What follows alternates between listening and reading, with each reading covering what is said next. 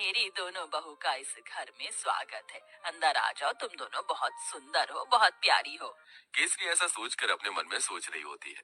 अब मेरी दोनों बहू आ गई हैं, इस घर को अच्छे से संभाल लेंगी, जैसे कि मैंने संभाला है। ऊपर से अब ठंड में मुझे काम भी नहीं करना पड़ेगा।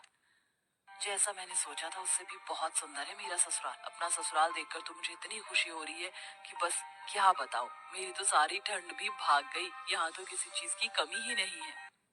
सच कहूँ तो बहुत सुंदर लग रहा है ससुराल। पहले तो मैंने बहुत गरीबी देखी है, लेकिन ससुराल में किसी चीज की कमी नहीं होगी क्योंकि सब बढ़िया है। दोनों बहू के चेहरे पर मुस्कान थी।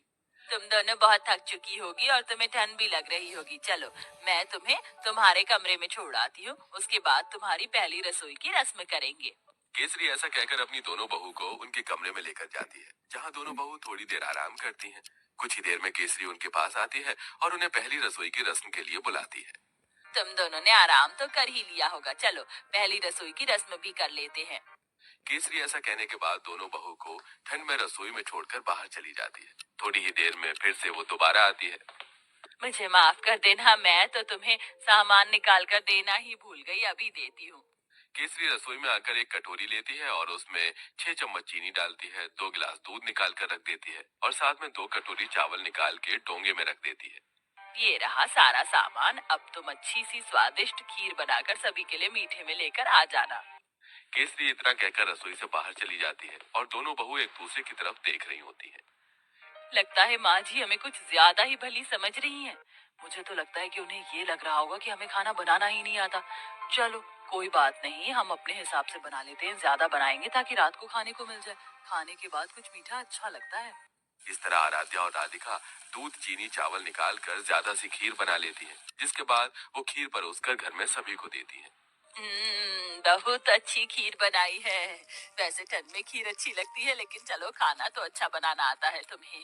कितनी अच्छी बात है, मेरी बहू तो बिल्कुल मेरे जैसी आई है, थोड़े सामान में ही अच्छा खाना बनाना। केसरी ये सोचकर बहुत खुश हो रही होती है। वो कुछ देर बाद अपने कमरे में आराम करने चली जाती है। अब दोपहर का खाना बनाने की बारी आती है, तो दोनों बहू ठंड में रसोई में आती है। कुछ ही देर में केसरी भी रसोई में आती है। अरे, इस वक्त तुम रसोई में क्या कर रही हो? माँ जी, हमने सोचा कि समय पर ही दोपहर का खाना बना देते हैं। अरे, दोपहर के खाने की क्या जरूरत है, सीधा शाम को खाना बनाना चाहिए ना। वैसे भी ठंड में इतनी भूख कहाँ लगती है, और इस पतीले में क्या रखा है? केसरी तब पतीले को देखती है तो उसके अंदर खीर होती है। हे भगवान, इतनी सारी खीर!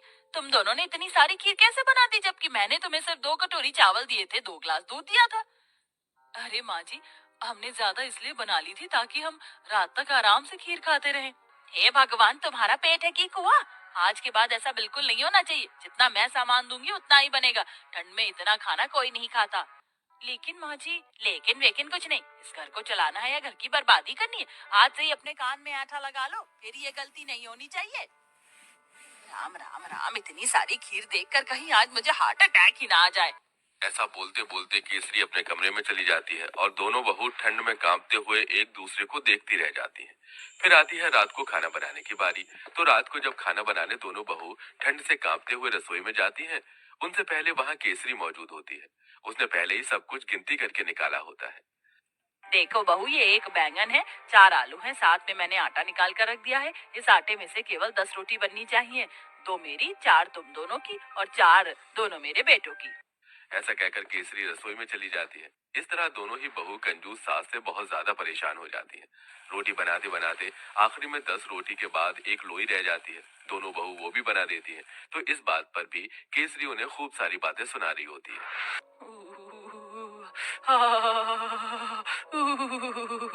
बहुत ठंड लग रही है। एक तो घर के सारे काम करो, ऊपर से खाना भी बनाओ, तो गिनती का। मेरा तो पेट भी नहीं भरता। पता नहीं कंजूस सास हमें कुछ खाने क्यों नहीं देती। सही बोल रही हो। ऊपर से रसोई में काम करते हुए ठंड लगती है। हमारी सास हमें एक हीटर भी नहीं ला कर दे सकती। वैसे मुझे बहुत जोरों से भूख लगी है। 2 रोटी में मेरा क्या होगा? एक आखिरी में 10 रोटी के बाद एक लोई रह जाती है।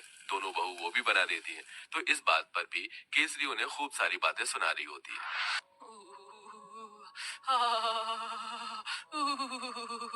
बहुत ठंड लग रही है। एक तो घर के सारे काम करो, ऊपर से खाना भी बनाओ, तो गिनती का। मेरा तो पेट भी नहीं भरता।